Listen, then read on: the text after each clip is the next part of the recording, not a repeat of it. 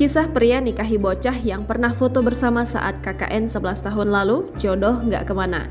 Beredar di media sosial, kisah seorang pria menikahi wanita yang pernah berfoto bersamanya saat kuliah kerja nyata atau KKN 11 tahun lalu menjadi sorotan warganet.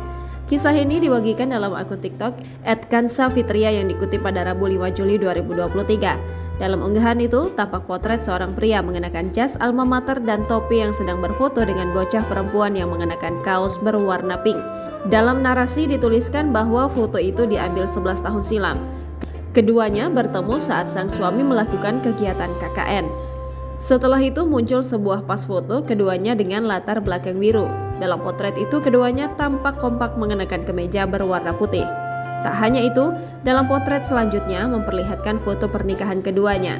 Dalam momen itu pasangan tersebut tampak mengenakan adat Sunda dengan nuansa putih.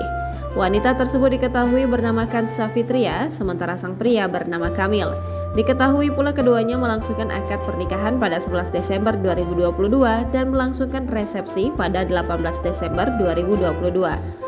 Unggahan tersebut sontak menyita perhatian publik dan tuai komentar.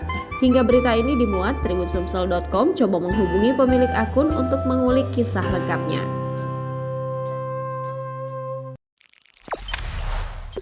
Jangan lupa subscribe, share, komen, dan like ya!